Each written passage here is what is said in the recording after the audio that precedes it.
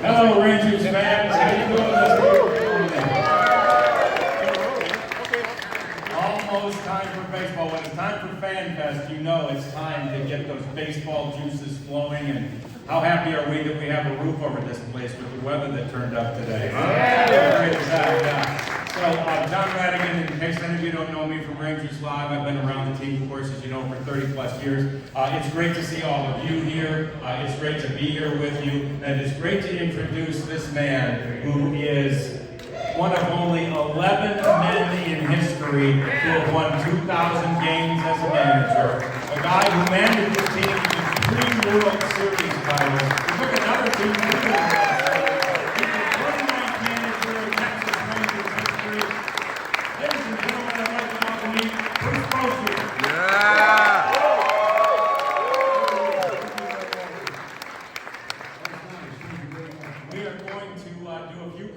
ourselves, probably for 10 or 15 minutes. We're going to ask questions and you'll get to know him a little bit better. Then great news, if you really do want to meet him, you get to, because we've got Chad who will be manning a microphone, and anybody out there who has a question will be able to ask it of Bruce here a little bit later on in the program. So let's start at the beginning with Bochy. As you know, he was retired for 3 years.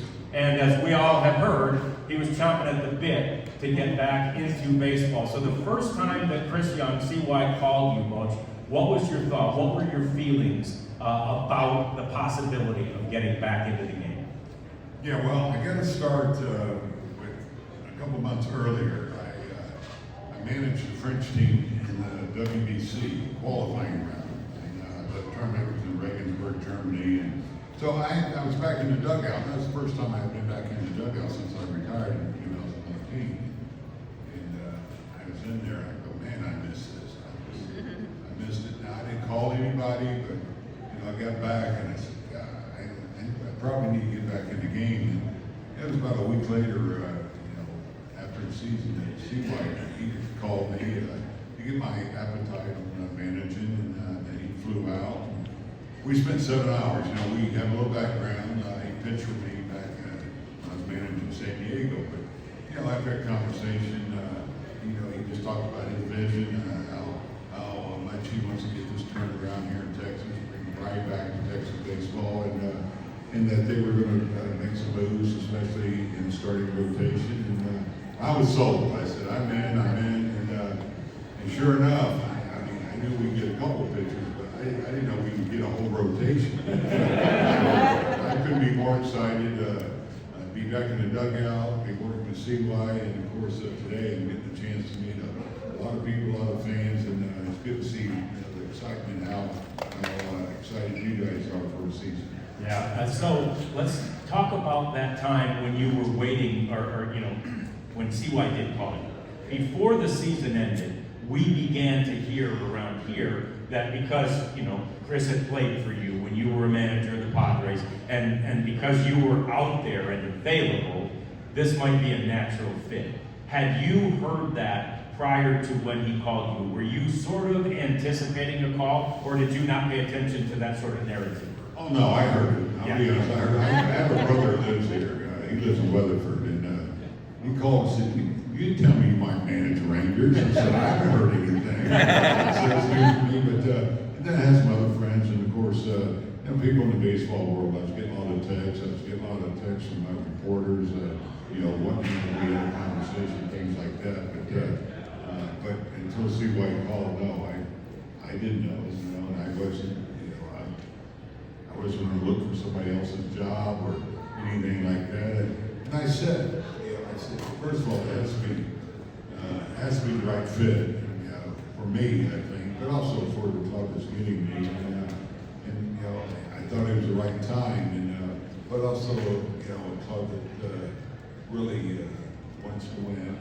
Because, being honest, I am older. I was looking for if I did a team that was on the upside of on the winning edge, and this was a perfect fit for me. Yeah, and so you did win, obviously, at the highest level. You had 3 championships, World Series championships with the San Francisco Giants. You took that Padres team to a World Series. When you had CY as a player, could you have seen the sort of leader that he has become then? Was that apparent with him, even as at that point, a fairly veteran player in your organization? Yeah, you could. I mean, see why he's very confident in his ability, but just how he carried himself, on the mound. He did very well. For me, we did go to the postseason that year. The Cardinals had their way with us for I think that was the third season, but he did win a game for us, and so he's the guy that could perform under pressure. You do that, and so no, I'm not surprised. I wasn't surprised, when he stepped up in baseball at MLB, Major League Baseball, got him in the front office. Very, very intelligent, high baseball intelligence, and it just seemed like a great fit. Now, when I was with San Francisco, there was talk about him coming there, possibly to be the GM. In fact, he and I had talked about that a little bit. I had heard rumblings that that's a possibility. I know at that time our president, still the president, Farhan, he thought the world of CY. So, we started hearing those rumblings, but this makes all the sense in the world for him. He lives here and has a lot of pride with his Rangers. Yeah, and so I want one more out of retirement sort of story that most of these people may have heard, but maybe not. I loved it. After the press conference, you were divulging that there was a particular rock concert that helped you decide that you didn't need to be retired. So if you would, tell the people here who may not have heard that story. Yeah,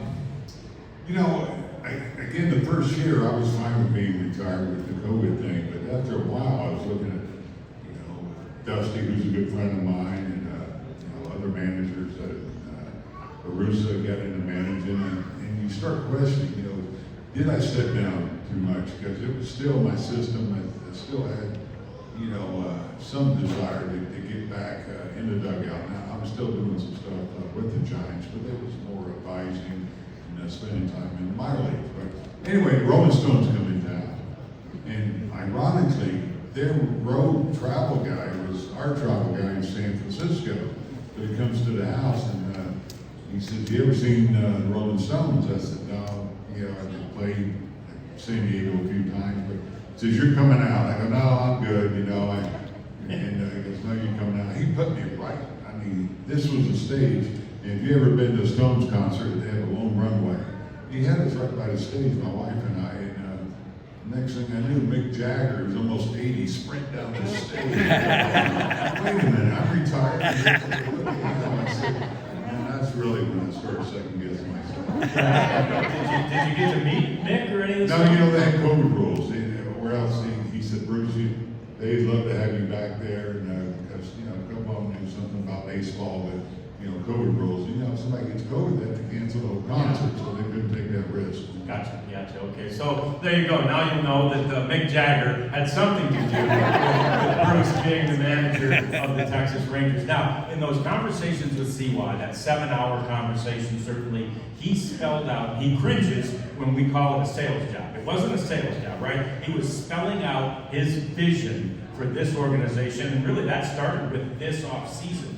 But could you imagine, Bochy, that he would be able to pull off all that he has in one off season? It would seem like the vision wouldn't be a broader vision. He's gotten so much done in one off season. Yeah, no. I mean, when you listen to him, it's not just how he talks about his vision, but his passion. I mean, you see it, you feel it, and again, the determination that he has to building a championship team here, and so that's what. And I used it a couple of times. I know he doesn't like it, but that's what sells you more than anything. He's not selling it. He's just being honest and telling you what he wants to do, what he wants to accomplish here. And I know you've had some tough years here. And again, for him to grow up a Ranger fan, growing up here, he takes a lot of pride in that.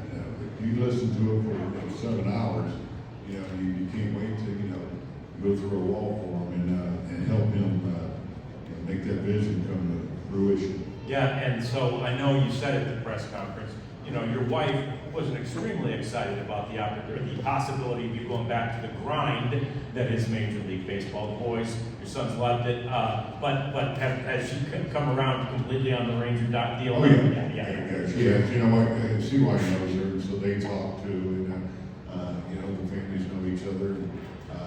She's been out here. Again, I have family out here, and I have a grandson who's 5. He's got to wear his Rangers jersey to school 2-3 times a week.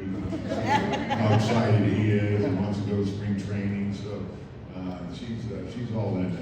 Yeah, and obviously then you are all in part because of what started happening.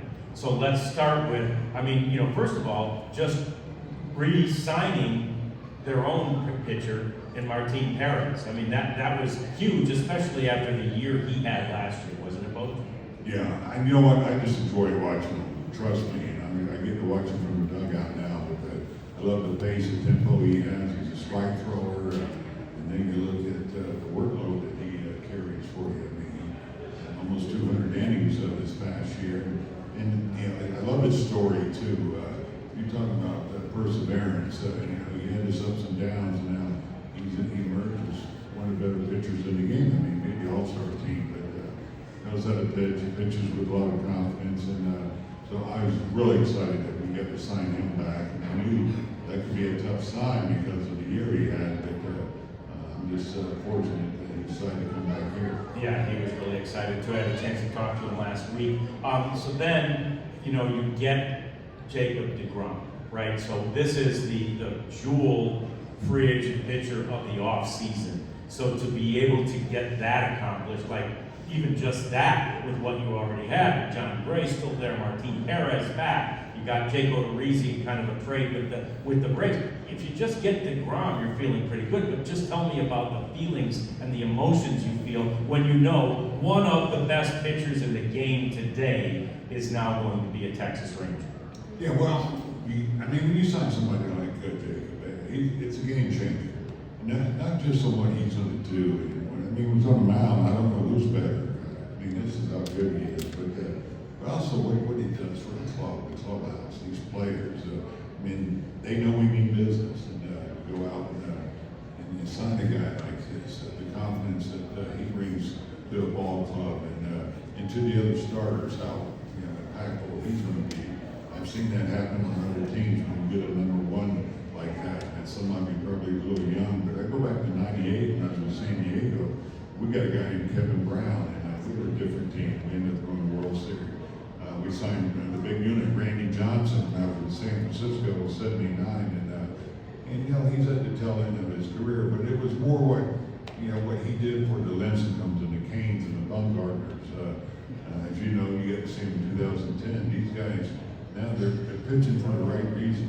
They were taught by somebody like that. So he's definitely somebody that's going to change his team. Yeah, no doubt. And then, like I said, could have been done then, but you get Andrew Heaney, and then maybe another really good arm in Evaldi, who's another Texan who's coming back from Alvin, Texas, the same hometown as Nolan Ryan. We got one guy with a statue out front who's from Alvin. Now we got another pitcher from Alvin, Texas. Like you said, you basically acquired, counting Martin, you acquired 5 pitchers in the offseason. That's an entire rotation. Right, and not only that, we have depth, we also got Odorizzi, and now we got, Dunning had his surgery, he's going to be better. Although, we have some other options too to give us depth, which you got to have in our game.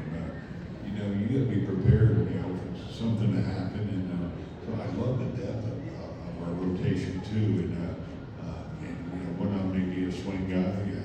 We haven't ruled out anything. We got a part of the schedule where we play 18, I think, straight games. We can even do a 6-man if we wanted. This is how much depth we have, and so, to go out and get really not just 5 but 6 starters that's pretty impressive. Yeah, quite an accomplishment just during one off season to get through all that. So, what about the team that you inherited? That was a pretty good offensive team that you inherited from last year. They were very productive offensively. What do you see? What do you like about this group? Well, I mean, you look at what they did last year. They did put runs on the board. I think you look up the middle. I mean, we're as good as any team. Up the middle with Marcus and Corey. Now low. I mean, at first base is Daniel. I mean, wins the Silver Slugger. I mean, that's impressive. I went back and looked at Young. This kid's going to be a nice player on both sides. Excuse me, both sides of the ball. Jonah, I mean, he got Preston at everyday time, and he emerged as one of the better receivers in the game, but also a threat at the plate. I think he probably wore down just a little bit, but our goal is to keep him fresh because he's an intact type of catcher back there on both sides of the ball. Where's the outfield? And left field's in one position. We got to focus on and see what we're going to do there, whether it's a platoon or we run with somebody. But one thing I think we're going to have is a good defense out there, both in the infield and the outfield when we're all said and done. So we've got Chad over here in the Blue Ranger shirt with a microphone. If you've got a question, please raise your hand. Chad will find you. I'm going to ask Bochy one in the meantime while he kind of gets to whoever has questions. And that is about another acquisition of the offseason, Bochy. We talked about it before we got on stage. But Mike Maddox, as the pitching coach, who's returning. All these fans remember Mike when he was here with Ron Washington's regime. Just your thoughts about, let's hear it from Mike. Yeah, no problem there. So just give us your thoughts on getting that kind of talent back at that position. Well, I'm starting to see why, before we signed him, as we were looking at pitching coaches, I just said, to me, that all the coaches are important. Don't take this wrong. That pitching coach, it's critical that we get the right guy, and lo and behold, Mike becomes available. And it just, you're talking about a perfect fit. He's been here, he's had success here, he lives here, he's had success wherever he's been, love his experience, and it makes my job a lot easier to have somebody who I just have the ultimate trust in. Never worked with Mike, but worked on from across the field, and I can't tell you how much respect I have for him. So I thought that was as big a sign as anything, to be honest. This is how much I think of Mike Maddox, so he's a difference maker. No doubt about it. Who's got a question for Chad? Okay, got a couple down front here. Chad will come and get you guys. He's right behind you with the microphone. Just wait till you get it so you can ask your question. Perfect. Thank you.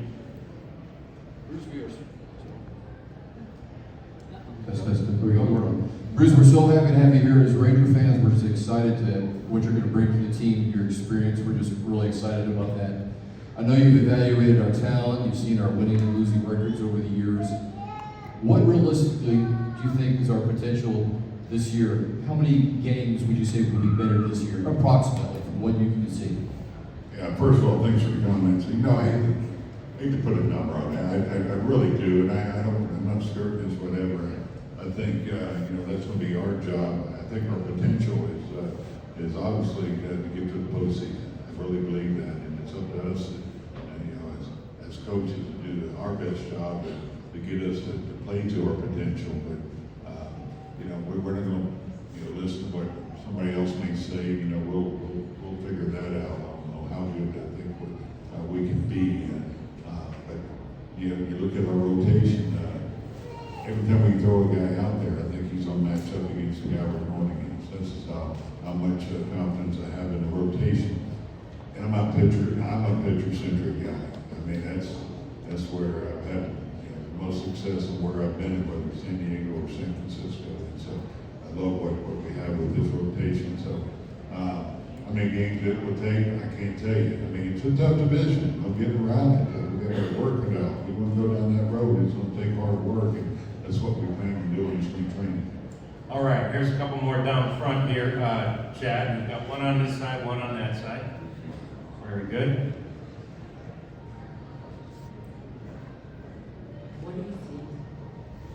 What do you think made the 2014 Giants all come together?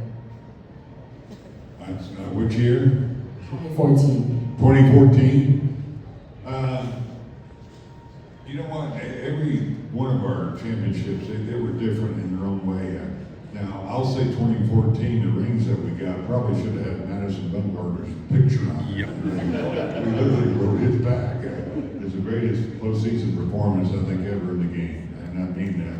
Because today, you get the wild card, and you got to go through a couple of the playoffs before you even get to the World Series. Well, all he does is go out there and wins a wild card game with a shutout. But what he did in the World Series, wins 2 games, could have had to win in the last game if they gave the save. But those 5 innings and 2 days rest, they win the game 3-2. But to answer the rest of it, it was a team that had a lot of confidence. And I knew if we got there, they were built to win in the postseason. They had a calmness about them. The Buster Posies, the Belt, Crawford, Panic. Then you had Pablo, who played with his hair on fire along with other Vince. It was such a great combination of different personalities, but also a team that just came together and really believed that they could win.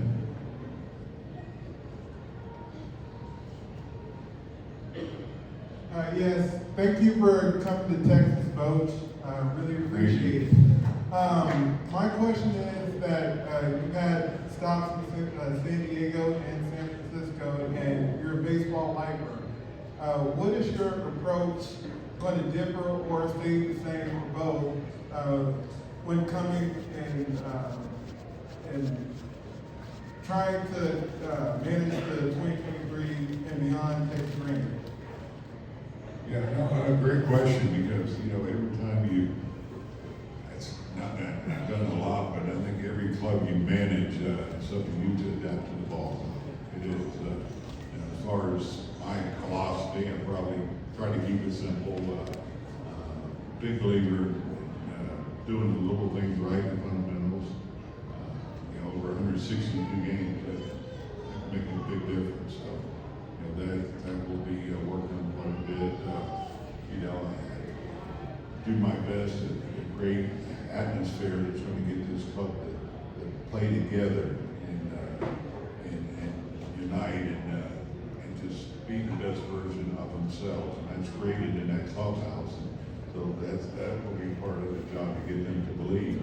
And I'll say that one of the last processes that when you're trying to get to where you want to go in the postseason and win a world championship is a believing part, especially when you've had a couple of losing seasons, you got to get over that hump. And so I'll be relying on the staff and the veterans and of course these pitchers to help there. Of course, last one, I'm big on preparation, players, coaches, myself, that's just work. That's, just don't get outworked. We got a tremendous front office here that will provide us some analytics, but also the work that we need to do. And so, that's putting it in a nutshell, I guess. Yep, go ahead. Hey Bruce, how you doing? Good thing. How do you see the left field position shaking out this year? I hate to even start with names right now. We'll stay open-minded on this thing, and somebody will say, well, I didn't get mentioned, and I don't want to do that. But like I said, I don't know right now if it's going to be a platoon or, we got speed we can put out there, we got some bats we can put out there, left-handed, right-handed. But you know what? I can answer this question a lot better when we get a little bit deeper in spring training. And with that said, even when at the end of, spring training is one of my favorite times. It's also one of the worst times. At the end of the spring, you got to pick the team and send some guys down. But changes are made during the season too. But we have a deep system and some good possibilities. If it doesn't work out, how they go with left field. Any other questions, Randy? I see somewhere. There we go. Good. So far for the Rangers, it looks like they have a lot of the pieces they need that are falling into place. From this point going forward, what do you think their biggest obstacle is now, besides obviously just the play? You know what? As far as where what we're looking at, it would be, I think, getting the outfield, particularly, well, we just talked about left field, but, bullpen, we're gonna have some good options there. We just signed Kennedy, he's coming in, so, that's gonna be Mike's and my priority this spring, get them in somewhat of a defined role, hopefully, and get that figured out. The bullpen determines so many games, so, that's probably gonna be my biggest focus, to be honest. The other challenge will be, adjusting to the rules, that have been put in place this year. Who's next? There we go. I just want to know if you prefer in and out or what?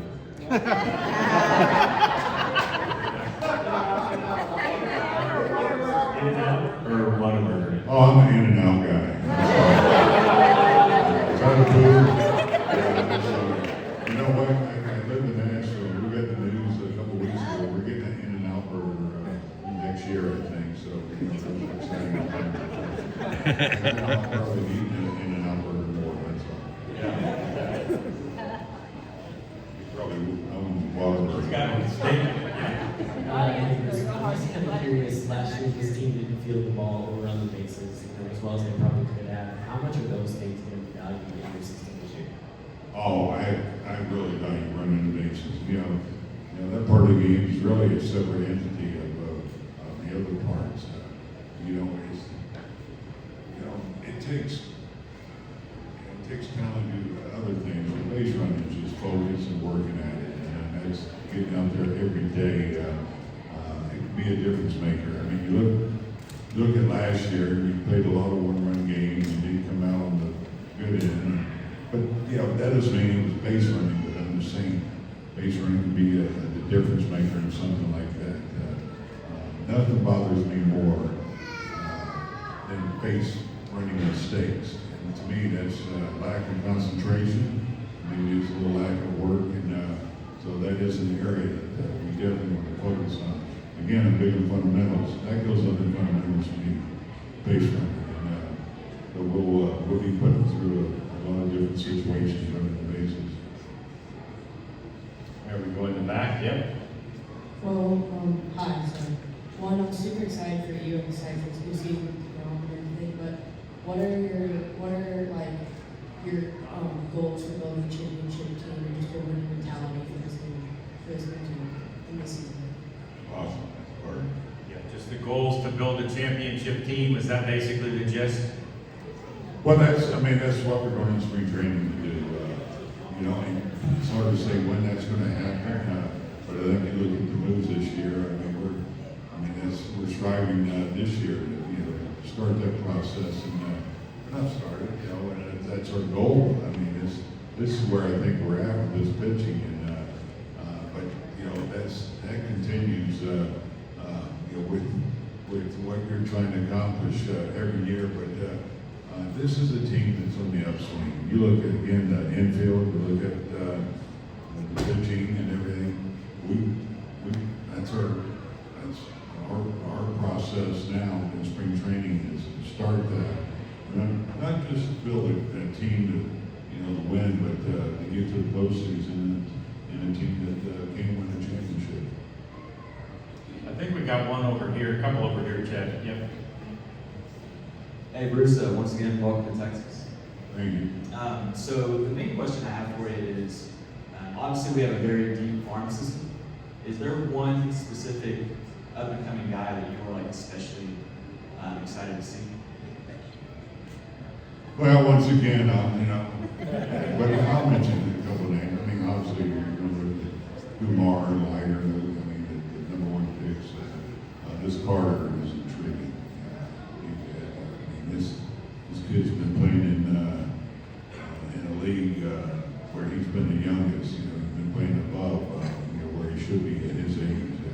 What is he, 20 now? And he's already knocking on the door. We had heard about him in San Francisco, because I was still doing some stuff in the minor leagues, but he's incredible talent.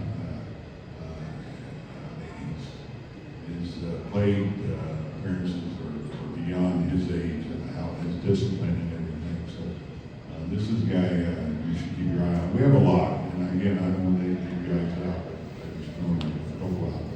Yeah, it's good. Top 10 farm, top 5 farm system. You had mentioned analytics a little bit from the team's focus on that, and Josh Young is big into that in his younger generation. How will Darren Willman and his team in-game process, how will they affect your decisions? And also including that, what role will Will Benham play on a daily basis? Yeah, well, I mean, you want all the information you can get, right? You know, I'm gonna back up here a little bit. You know, I would take it personal when sometimes they describe me as old school and shot from the hip, or you know, just use my gut. But we use analytics. I go back to '95. I remember after every game doing spray charts where they hit the ball. You know, we all did it. All the coaching managers, things like that. Now, Terrace at a different level now, and so I want everything I can get. Now, I do think as the game goes, it's up to you to adjust, to what's happening out there. You can't script every game because, if you do that, you're going to run out. I think a lot of teams want to script it, getting that perfect matchup. I think you're wear out your pitching. So, obviously, like for the starters, get stretched out a little bit so we don't tax the pen so much. But again, every game's different. How they pitch, whatever. But I'll have all that. Again, we have a tremendous front office that I know already does a great job with that. That will be helping Josh. It's incredible the information they can get and the help they can get on shaping their slider, fastball, putting spin rate. I mean, that's why hitting's becoming so tough. And of course, now you look at the game change out there. Getting on the plane to the pitch. Well, they don't call it that, That's what Ted Williams called it.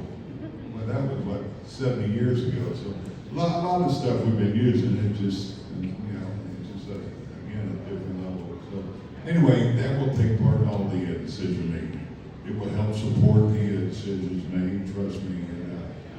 But I do think that one of the reasons I'm here is that they would like for me to trust what I'm seeing, trust my eyes. What the pitcher's doing or what's going on with the hitting. We got a few more. There we go. Welcome, Coach. I know you said that you're pretty old school. How are you in regards to the game and how it's changing? Like, I myself don't like the pitch clocks. You can't, the catcher can't discuss things with the pitcher. You have so many opportunities to do that. And then now the banning of the shift. How are you liking that, not liking it? I'll start with a few things. Going back a couple of years ago when they required a pitcher to face 3 hitters, I was not a fan of it. That took strategy away from the manager. And that was a big part of our game in San Francisco. I had Romo, Javi Lopez, and Affeldt, those guys. As far as the shift, I always felt the onus was on the hitter to beat the shift, but it really wasn't happening. They went with the theory, well, I don't want to hit them on the ground in the shift, I'm going to try to hit it over their heads. So I think basically what we did is we missed, I can use a nicer word, we missed the game up enough to where we had to change the rules again and create more action. And so we took away the shift. And, so I'm okay with that if it's going to have great action. Because, again, we're in an entertainment business. You guys want a faster game. Now, this is where I'm going with this. The pitch clock, you're going to see. I think you guys are going to like it. I was the same way.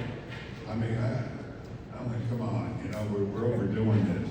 Well, I saw a game in Las Vegas, and if you know Las Vegas, it's like playing in Colorado. It's like playing on the moon. You get in the air, it just keeps going, and those games are 14 and 12, and they're 3.5, 4 hours. They were playing games 2.5 hours with this pitch clock, and it keeps it going. And it reminded me of the game when I first came up back in 1978, where that game was moving, and you know, you guys don't come out there to see all this time taken and just see a walk and things like that. So I think you're gonna like the pitch clock. Players are gonna be a little ticked off at times. When it's all said and done, I think you're gonna see it's crisp, it keeps it moving, and I think you're gonna see more action, more balls put in play, and which we like. Absolutely. All right, we got a few more here. Here's another young fan up front. Have you ever watched the movie Sandlot? I have. Yeah, is that your question? Let me ask you something. Would you have pet that dog? Would you put your hand through the fence and pet her? I want you on my team. Hi, Coach. It's an honor to have you here. I just wanted to ask, did you always have aspirations to be a coach, or what led you into being a coach, and how did that process go? Yeah, you know, good question. I was a role player. So I watched a lot of games from the bullpen or the dugout, and I was getting toward the end of my career. You know, I was probably similar to Bob Uecker's career, but anyway, you know, my last year in '87, I broke my hand opening day and had a couple of knee surgeries. You'll see me walk. You know, notice the bad knee. I just had it replaced about a year ago, and I started thinking, you know, I'd like to stay in the game, but you still don't know until you do it if you want to do it. And Jack McKeon, who was the general manager at the time, wasn't the president. He said, "Bruce, try this. Be the player and coach in Las Vegas and see how you like it." I loved it. I loved the coaching part. And then the manager started playing me every day the last month. I said, I didn't come down here to play. Anyway, the next year I managed Spokane, Washington, in the short A season, and I fell in love with it. I said, this is what I should be doing. I didn't think I'd ever manage in the major leagues, to be honest. I had that on such a pedestal that, because, you know, I think of, you know, Dick Williams, Billy Martin, Bill Hurd, those guys, and so if I would have managed in the minor leagues the rest of my career, I would have been good with it. As much as I loved it, I wouldn't make any money, but that was fine. I was doing something I loved. One last question here, guys. Scotty Rowland and McGriff are going to the Hall of Fame. I think you managed McGriff. I'd just like to hear any thoughts you had on him and anybody that you managed that you think should be in the Hall. You think I managed who? McGriff? Yeah. Oh, I didn't actually manage him. I coached third base. He's in it. So Freddie's in there, but the one guy that just totally buffaloes me, confuses me, is Judd Kent. I just don't get it. I mean, you look at what he did. Trust me, I never had him on the team, but I had to play against him on our division in the National League West, and he was not a bad second baseman. And you talk about hanging in there on a double play, he didn't budge an inch. Played some third. If you look at the numbers, I just don't understand how he's not in the Hall of Fame. And you can actually look at, and Rowland should be in there. You look at Kent's numbers compared to Rowland, and you'll wonder why too. We actually have a little more time than I thought, so we got a couple more, time for a couple more questions. Chad's got the mic. We'll try to get over to you next, man. Yeah. Coach, you managed a lot of great players in your career, but one kind of comes to my mind. What's your favorite Tony Nguyen story? Yeah. You know what? I'll say, I mean, just dear to my heart. We played together. I coached him. I managed him. We were neighbors in San Diego. But this is something a little bit off the field. Kind of on the field. But in spring training, we traveled and played different teams. And Tucson was in the Cactus League, and that was about a 3-hour drive. But to the players, it was like going to the moon. They did not want to make that bus ride to Tucson because there's so many parks around where you played. And, so, you know, they'd come up with tight hamstrings and and Tony, he had a bad knee, so I was trying to take care of him. You know, when you get to the point of diminishing return, your guys that are hurt, so you want to take care of them. comes up to me and says, don't ever leave me out for Tucson trip. I'm begging you, don't do it. I said, Tony, this is my trip. I don't want you on. You know, he goes, no. There are some fans there that are hoping I make the trip. They want to see me. And really, I mean, I kind of got emotional because of the way he said it too. Because if I was a kid in Tucson and I was a Tony Gwynn fan, I'm praying and begging, and he's there. Drove himself every time we went to Tucson, which kind of helped me because he's the one guy they wanted to see. So the other guys, I said, okay, y'all can stay back. Tony picked you up on this one, but it's just kind of a story of who he was. Yeah, that's awesome. What a great story. We got another one over here on the side. Yeah.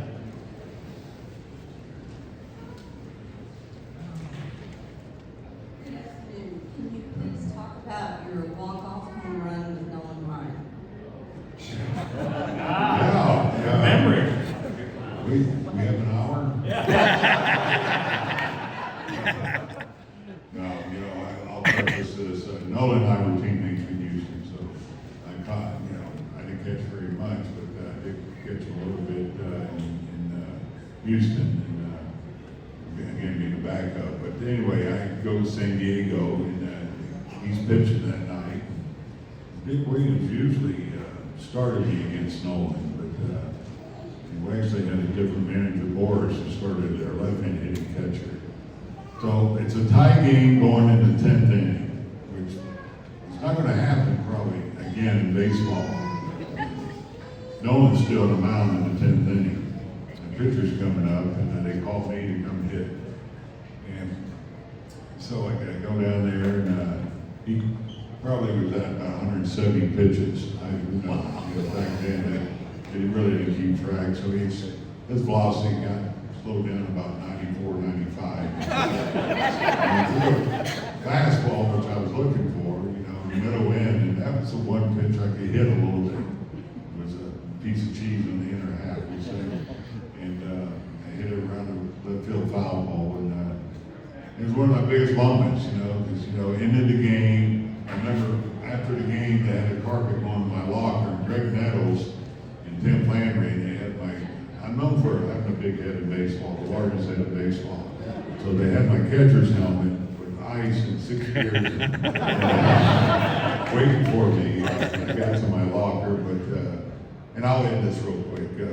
It wasn't over. I mean, it was over, but 2 days later, we're still playing in Houston, and he's throwing a bullpen. I'm in right field shagging. So he says, hey, Coach, I got something for you next time I see you.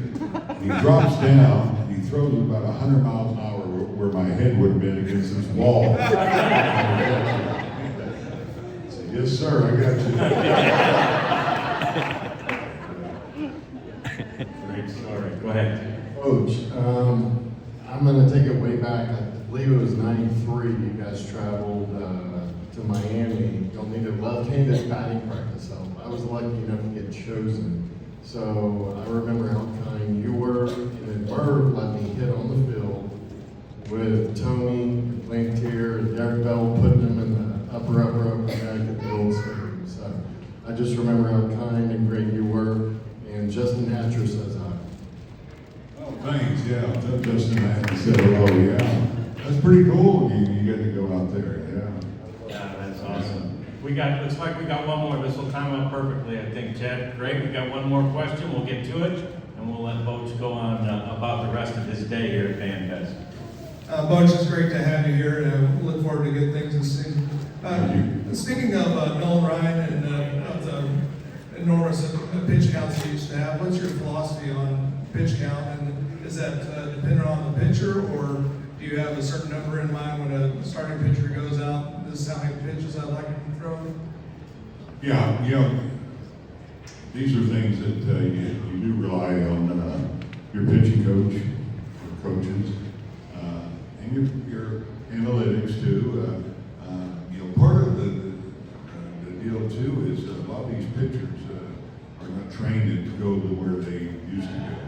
Maybe 120 pitches. You know that wasn't that long ago where that wasn't all that uncommon to see, but you know, you can't take them there if they haven't been there. Now the risk of injury goes way up, but obviously I I'm a believer if I feel it's safe and he's good to do it, I let him go. But every game's different. How he's looking, the stressful innings that he's thrown. That's up to us to do our job and make sure we look after our pitchers. Now, I certainly don't want them to think, well, this is my philosophy and they got to stay out there 7 or 8 innings. No, we go as they feel, and hopefully they're honest. The worst thing you can have are injuries in your rotation. They're the hardest guy to replace, trust me. You can lose a position player a little bit easier to replace. You start losing your pitchers due to injuries, and they're just trained different. And philosophy is a little bit different, of course, 3 times around the world and all that. But you ask me my preference, sure. If they're good to go, I let them go. So we appreciate you so much, Skip, for being here, and I think it's pretty obvious that he's going to be a great manager, and clearly from this session right here, I can tell all of you, he's going to be a great post-game interview too, so don't change the channel after the game ends. Stick around for Rangers 5. You'll hear Matt Lamore and Michelle and Mike Bassick and David Murphy talking about all the great decisions that he made during the game. Bruce Bochy, ladies and gentlemen.